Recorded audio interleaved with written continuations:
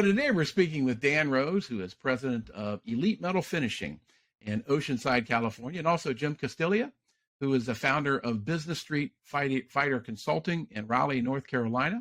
And today we're going to be talking about job coaching for those in the finishing industry. So gentlemen, thank you both for joining me today. I very much appreciate it. Thanks, Tim. Appreciate it. Great to be here. Great.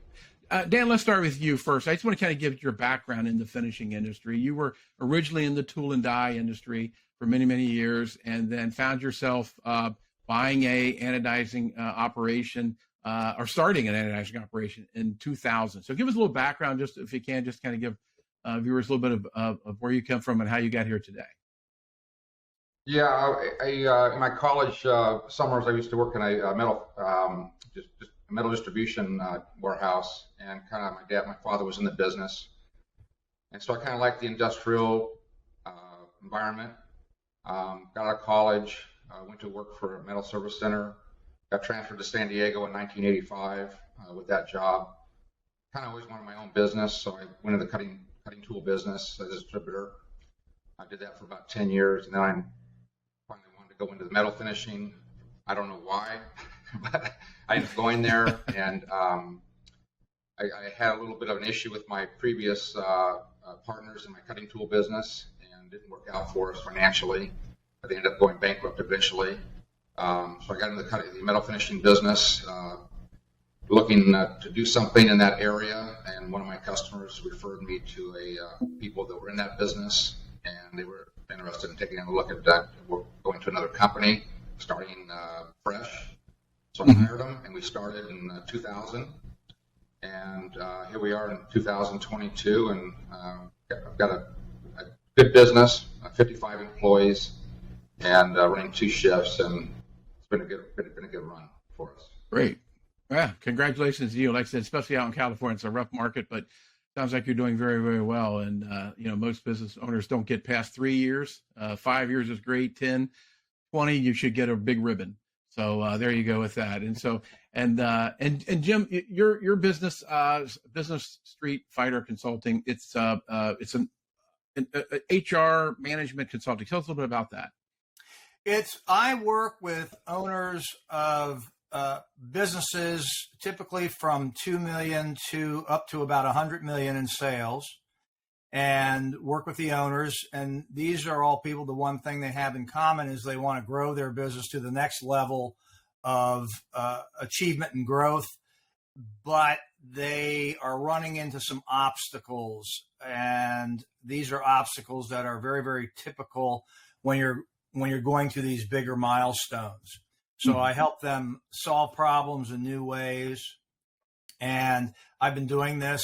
I started in the training industry in California in 1977 and was part of a small team, 10 of us, that built a company, a $33 million training company statewide. And when I left 13 years later, we had 110 employees. So we went from 10 to 110. And after I left that company, I worked for 3 international management consulting firms, not all at the same time, but different experiences, because I wanted to broaden and deepen my business experience. And then in 1994, I started my own business coaching organization, and I've been doing that since. So I've been in the training business for 45 years. Wow, yeah, long time with that. That's great. So let's talk about that job coaching. And again, I'll just start with you, Dan. How did that idea come up, and how did you get introduced to Jim and that whole process? Yeah, it's kind of interesting, Tim. As most people, throughout our lives, we're always taking some kind of training, whether it's a musical instrument or skiing or golf. But I never think about business coaching, which is my profession. And although I have a degree in communications, I did not prepare me to run and operate a business. So about 12 years ago, when my business started to grow beyond my level of expertise, I felt extremely overwhelmed.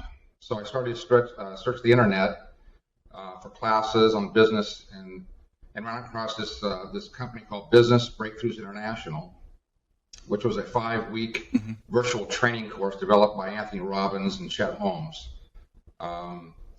Jim knows Chet Holmes and can speak highly about him.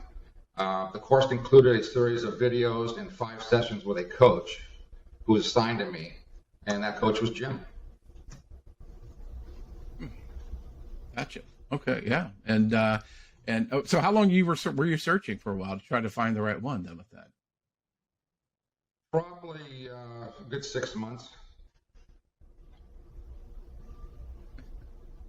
Wow, yeah, it takes a long time with that, and so and like I said, I guess Jim, do you see a lot of people that I often hear from a lot of business owners who sort of begrudgingly say they spend a lot of time in their business, they don't spend time on their business and really on themselves, right? Is that sort of what when Dan came to you? Is that kind of the way you found him a little bit?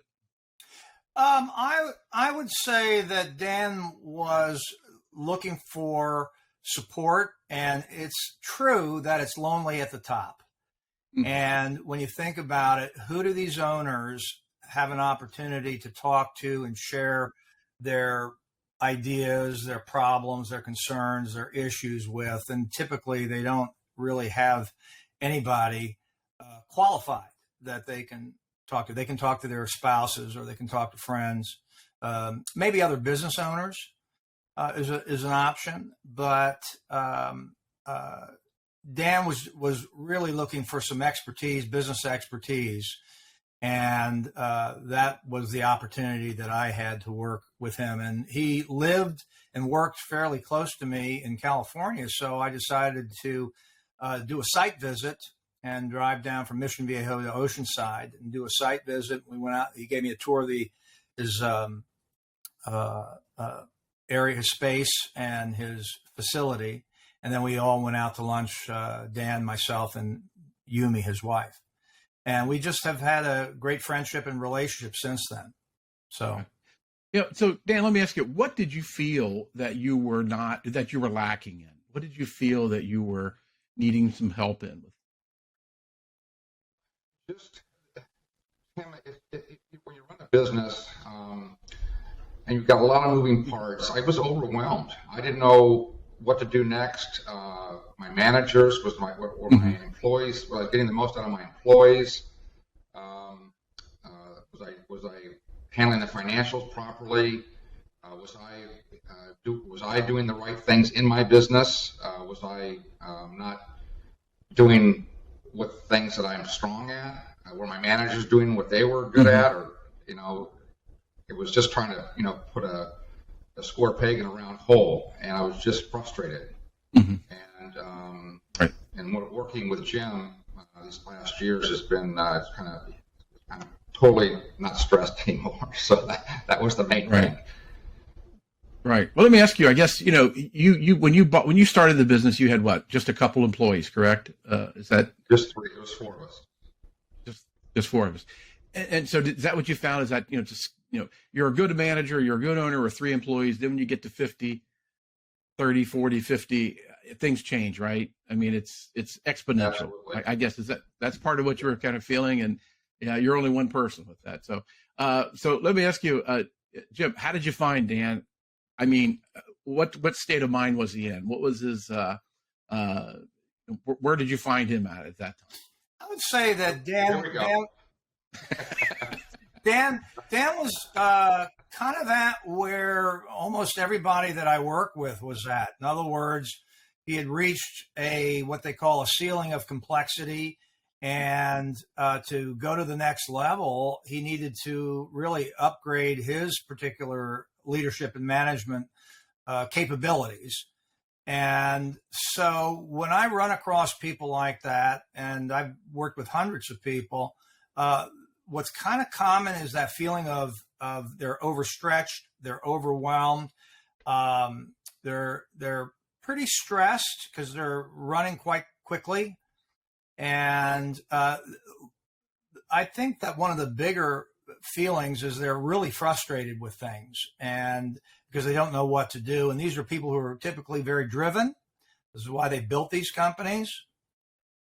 And when you're driven and you don't know what road to take or what path to take or what the solution is to a vexing problem, it gets very, very frustrating because they're not used to that. They don't like not solving problems, and they don't like not moving forward.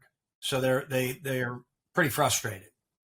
And the problems don't go away, right? They No. sort of compound, right? Quick question. I mean, the finishing business, which is it's kind of unique, but I guess all businesses are kind of unique. But when you first got involved and met and took it toward and started working with him, anything unique about the finishing industry that kind of caught your eye about how this industry might bring added pressure to a owner manager, or is that? I would say that businesses are the same because you're dealing with people, and you're dealing with people's performance, and you're dealing with people's behavior.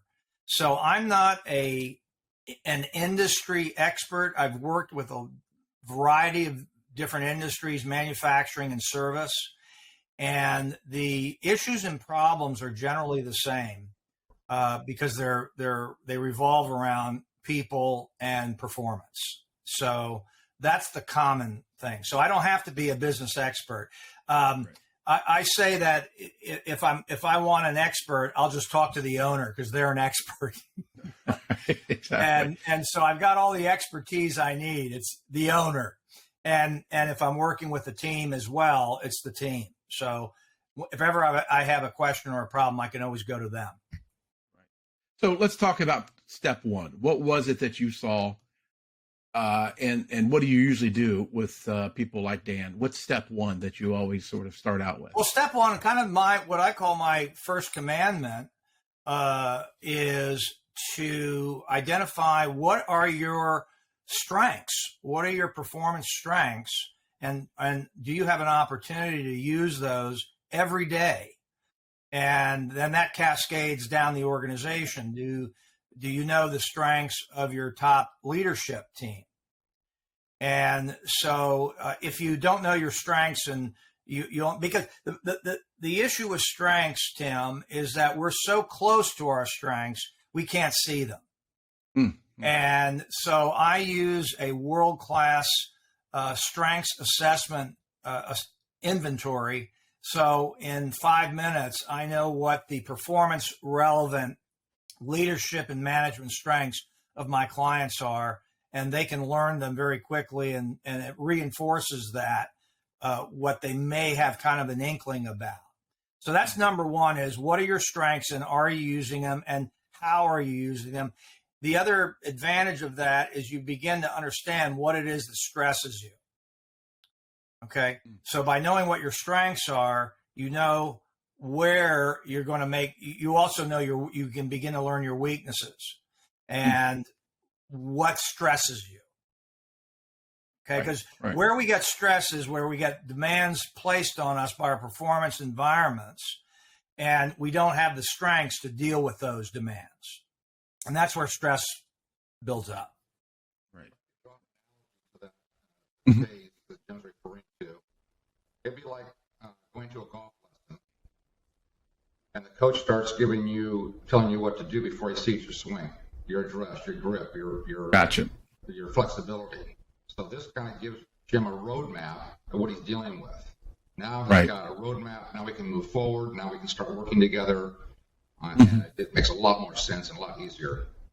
And it accelerates everything, because I don't have to spend months learning what my clients' performance strengths are and performance vulnerabilities, where they're vulnerable to making mistakes or what we call their weaknesses. Mm-hmm. So let me ask you, Dan, about, okay, so now you've got somebody that, Jim's there working with you. How much time did you devote to this in a given week, knowing already that, you felt stressed that you didn't have enough time to get things all done? So how much did you, in the initial part, how much were you devoting to it? Well, we met once a week for 2 hours on the Zoom call. And then I had several assignments, tools, reading material. I bought a few books that Jim recommended on things we were working on. So I'd say it was probably a good 8 to 10 hours a week, besides my working on my business. Right. I was going to say, probably initially, Dan, you probably had a lot of relief knowing that you've taken that first step, and now you have somebody who really that you can talk to, one, and two, has seen many people like you and knows that there could be. I mean, you probably started getting up more confidence knowing that you've already got it. To get the plan in place is really important, don't you think? Well, one of Jim's other talents is he's a marvelous mind reader, and you can try to bullshit him, but he's not going to fall for it. I've tried it a few times, right, Jim? So we had a great relationship. Right. We really had a great relationship, and I always felt I could talk to him freely. He got right to the bottom of it. I'd say something. He goes, "That's not really what the problem is, Dan. This is the problem." Oh, I didn't think about that. So this communication was amazing we had between us. Well, I'll say this, and Jim, is that as president and owners, they don't get a lot of people who challenge them, correct? And it almost sounds like that's what you had to do, was not telling what he wants to hear, but what he needs to hear. No, and I am, being a martial artist, I'm by nature confrontive, and this is one of it's one of my strengths. It's one of the reasons I enjoy what I do and why I created this business, because I enjoy confronting people and really exposing reality to them. And I'm pretty good at that because I've been doing it for 45 years. And so. Let me ask you a quick. You all are still working together? Yes. Okay. So Jim, what is normally a schedule plan? I mean, is this something that is pretty much ongoing all the time, or what were you thinking that this would have to be? Is this something that Well, generally, I would say that new clients coming in, where I start with them is where we do a Zoom call, because most of my clients are scattered around the country. As you mentioned earlier, I'm from Raleigh, North Carolina. I live in Raleigh. Mm-hmm. And so we do Zoom calls. They typically go about 90 minutes. And I go in 90-day tracks, 12 sessions, 12-hour-and-a-half sessions. Sometimes we'll go 2 hours. Just depends on how much the client can handle. But generally an hour and 90 minutes is kind of the saturation point. And we'll do that for 90 days. And one of the things I want to do is accelerate and get results for them right out as quickly as possible. Because every 90 days they get an opportunity to vote again and say, yes, let's continue, or I'm good. And my average client stays with me, I'd say 2 to 3 years. And my longest client was 11 years. We did 488 coaching sessions together. And he was one of the top people in his industry, top 10 in the country. And we did. How long have you two been working together then? I'm just going to make that clear. 2011. Okay. Yeah, I'd say 2011 was when we met. And then I kept in touch with Dan. He eventually did the strengths assessment. We eventually did a coaching program. And then he eventually brought me in to work with his top team. It accelerated from there. And then, so we haven't worked all the time together, but we have, when he needs me, he'll call me now and say, let's do something, let's get together and do some work together. Yeah. What we've done, Tim, is I thought it'd be really helpful if my my management team was involved in this training as well. So I had Jim do the TASE assessment with them, and that was a wonderful thing, because now we're all on the same page and we understand which our strengths and vulnerabilities are. And we did these 90-day programs where he would meet with me and one of my managers individually, to the three of us, and then at the end, Jim would meet with them individually for 3 months. And then we take a couple months break and then do another 90-day session. So that's kind of what we've been doing. And it's worked great. Right. Jim had talked about, trying to get a victory for you real quick, right? Get something that you can really recognize and see. Tell me some of the first ones that you started to see amongst how you were handling things and running your business. What were some of the first, you kind of stepped back and said, okay, I think this is working a little bit. I have a little bit more control and understanding. Yeah, I think the main thing for me was just my level of stress that went down as a result of working with him in the very first few months. The tools we used, there's a tool called Stop. It's on my desk. I have it on my desk right now. It says Stop is sit quietly and calm yourself. T, think about results I want to achieve. O, organize and write down my actions. And P, perform. So every morning when I come in, I do the stop exercise. It was just because my stress level was so high, and I was kind of didn't know where to go next. And this really, really helped me organize my thoughts. That's what I want to do for the day. As a result, I was more effective with my employees. I was more effective with my managers, and that's kind of what we started in the beginning. And that's what I really noticed in what happened to me as a result. Right. And Jim, were you able to see some things kind of quickly pick up with Dan on that? Yeah, Dan was always open. I think that once a owner decides to move in this direction of getting that outside third-party intervention from someone like myself, they want to optimize that. And so I found they're open, they're not resistant, they're willing to make changes. They may not do everything I would like them to do necessarily, and I don't look for that necessarily because it's a gradual process. It's I want them to kind of fail forward, if you will. Mm-hmm. And one of the things I remember Dan mentioning to me was him telling me that his employees started to tell him that they were seeing a difference in him. Mm-hmm. And I thought that was really great. Because how were they seeing that? Yeah, I was going to say, Dan, what were they telling you they were seeing a difference? And I get essentially how you communicated with them, right? I mean, that's had to be the probably what they were seeing. How did they see that? What were Well, it's kind of funny. I'm a real passionate guy, and when I believe in something, and sometimes it comes out as a little bit of a temper. So I had to kind of really, kind of exhaust myself and say, okay, look, just take it easy. And Jim really helped me with that. And I was a better person as a result. And Rose, she was my first employee, still here today.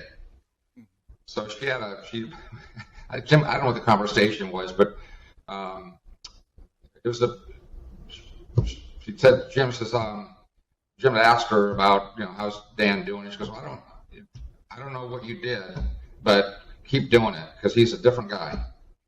And Jim, you probably can attest to that. There's probably a few other people that mentioned that too.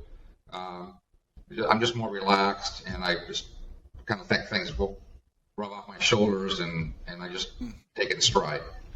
Right. Were you one of those people? And I was speaking with a finisher up in Chicago a couple of weeks ago who was talking about one of the things he's done is, he doesn't bring work issues home. He doesn't bring home issues to work. He really figured that out. Is that part of it where, when you walk out the door, you're really kind of letting that go, pick it up tomorrow, those type of things of really, de-stressing a little bit? Yeah, Tim, as a business owner, I live this 24/7. I mean, it's just the nature of the beast, but I don't let it, I go home and I say, I'll take care of it tomorrow. I think about it. It gives me time to think about it. I'm going to adjust what decisions I'm going to make. I'm going to approach certain things during the next day. But it's just at a really nice pace for me. I don't get stressed out about it anymore. Right. From an operation. When people are less stressed, their natural self comes out, and they're more relaxed, they're more flexible, they're more adaptable. And because you're not in that survival mode, that stress survival mode, fight or flight. Okay. And you're more relaxed, you're more flexible, you can adapt to situations more effectively, you handle people more effectively. You don't make mistakes with people, emotional outbursts, for example, kind of go away. And so there's a lot that happens when you reduce your stress. And I was going to say, Dan, anything operationally changed about how you ran your the finishing operation? Anything? I mean, whether you had more meetings with your staff or how you communicated or how. Yeah, to be honest, we have less meetings. Mhm. We used to have meetings once a week, once a day, and we just wouldn't get anything done. And when working with Jim, we started having level 10 meetings once a week. I never had an agenda before. Created an agenda. First thing we talk about are red flags. Second thing is to-dos, which are things that we all took notes on the week before, and things, projects we have to do or working on. We report that. Then it's IDS, which is items for discussion, and then we do problem solving. And our meetings last an hour at the most, and they're productive. We walk away. We've got a clear picture of what we want to do. Everybody's on the same page. It's been wonderful. Right. And like I said, Dan, I mentioned step one, but I guess there are various things that you do when you see progression from your clients, right? I mean, and I guess you kind of adjust to it depending upon how well they are adapting to certain things that you're trying to teach them. I saw Tim. I didn't get that again. Oh, I'm sorry. What I was saying was to Jim I was saying, we talked about the first step, but I'm sure there's other things that you have them do, but a lot of it is, I guess, to see how well they're progressing for what your instructions are to them and their training to them, right? Of what you have them do following and the next and next and next, correct? I'm not sure if that was to me or to Dan. That was yeah. I was going to say that every week that Jim and I met, I gave him a list of accomplishments from the week before, and that's how we kept score of my progress. And then we talk about things we're going to do for the next week, and so we had an ongoing exercise for me to do, homework, I guess you'd call it, but it was really positive for me and my company. Right. And this question, like I said, is for you, Jim. Like I said, when you see that, we talked about the first step of what do, you take an assessment, but I know you've got probably other steps, but is a lot of it just kind of seeing how well Dan and your other clients are progressing before, deciding what to do next in the coaching aspect? Well, you can see it by the feedback that you get from the client. Okay. You can see it in the numbers. What's happening with the numbers in terms of, because remember the language of business is accounting, and the numbers are, that's critical. And so you can see it in the numbers. And when you optimize your business, that can mean increasing sales, but it doesn't necessarily mean that. In other words, you can optimize your business in a number of ways. Yes, a lot of business owners want to double sales, for example, and I always tell them, I said, look, you think you got problems now, wait until you double sales. And so you want to have that foundation built so that when you double sales, you're not slamming into these limitations that you're dealing with at the current level. So because I've been doing this for so long, I can just tell how the person shows up in that weekly call, and then the report and the feedback that they give me, how they're doing. And I constantly am quizzing them and testing them and seeing, have you mastered this? Have you mastered that? How are you doing on this? So I'm constantly in their face asking them, but how is this going? How is that going? What are you noticing over here? What are you noticing there? So, and every call that they do, they have an opportunity to write an evaluation. They get an email when I'm done. It's automatically generated to do a post-call evaluation, and they can sit there and recap it and say, this is what was good about the call, because it's fresh in their minds. And so that gives me feedback. And so, and the greatest feedback is when they say at the end of the 12 weeks, let's do another 12 weeks. Right. That I know they're happy because, the people I work with, they're results oriented. If you're not getting them results, they're not going to continue. Right, right. As we kind of wrap this up, Dan, let me ask you, what type of lessons learned have you taken away from all of this? What advice would you give other, not just finishing owners, but any business owner who's in the same situation as you? What advice would you give them about getting onto a job coach and working? Well, the personal growth as a result of my coaching is priceless. I mean, I can't put a number on that. As a result of my coaching, I'm a better person, which means I'm a more effective manager, a more effective owner.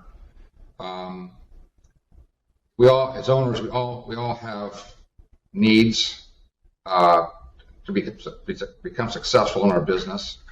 Working with Jim helped me to be more organized and productive. Manage my managers effectively and hold them accountable. Again, I mentioned the meetings, hold effective problem-solving meetings, and mostly to be more focused and work on my business as opposed to working in my business. We're looking from the outside in, and that's the takeaway from my training with Jim. Gotcha. And Jim, Jim, for you, I mean, any advice for? I'm sure there's a lot of business owners who just don't take that step, right? They don't take the step, and they continue to struggle. I mean, what advice would you have for somebody to get them to sort of make that decision to get better as a manager and an owner and everything? I think the first thing is really looking to see about what results you want to accomplish, and whether or not accomplishing those results can be helped by getting outside support. And if it can, which in most cases it can, look for someone like me. One of the things that kind of makes me different is that because in the last, I'd say 10, 15 years, coaching has exploded. You have life coaches, you have coaches this, coaches that, etc. And one of my advantages is that I actually was part of a team that built a multi-million-dollar company, and we grew and ran into the problems of growth. And plus, the training company that I worked with, I led over 3,000 workshops and did over 27,000 one-to-one interactions with people who would stand up in a workshop and address a problem. So I hear problems in a unique way. So that's kind of what sets me apart from other coaches, is just my level of experience and time in the saddle, if you will. But I think all of I still get coaching because all of us have blind spots. I don't care how good you are, you always have a blind spot. One of my favorite pictures in the martial arts is 5 guys in front of a teacher, and they're all 7th degree black belts in their martial art. Now, if you've attained a 7th degree black belt, you've been in the art 50, 60 years. And yet here they were in a class being taught by a 9th degree black belt. And so the path of mastering something never ends. It's a path that you get on. It's not a destination.